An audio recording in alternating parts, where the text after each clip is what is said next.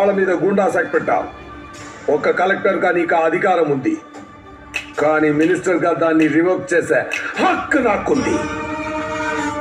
Revoke చేయి. రాసివ్వండి. నన్నే రాసివ్వమని అడుగుతున్నావా నువ్వు? నేను మీ వాళ్ళ మీద అఫీషియల్ గానే యాక్ట్ పెట్టాను. మీరు అఫీషియల్ గానే ఆర్డర్ ఇవ్వాలి. రిటర్న్ లో ఇవ్వండి. అర్థమైందిరా? అయిందా? రాసివ్వరా. రానా? రాకి రాసి సార్కి సార్. నువ్వెవరితో మాట్లాడుతున్నావో తెలుసా నీకు? ఫైనాన్స్ అండ్ మైన్స్ మినిస్టర్, ముఖ్యమంత్రి కొడుకు, ఈ రాష్ట్రానికి కాబోయే ముఖ్యమంత్రి. నువ్వు ఆఫ్టర్ ఒక collector.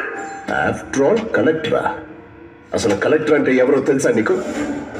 District first citizen, district magistrate, district election officer, parliament election RO, district administrator, census officer, municipal supervisor, land records, land revenue, land acquiring, farmer loans, home loans, old age pensions, అన్నిటికీ అధికారి కలెక్టరే.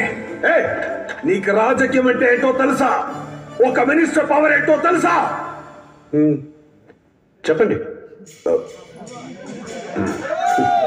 అది కూడా మేమే నీకు రాసివ్వాలి.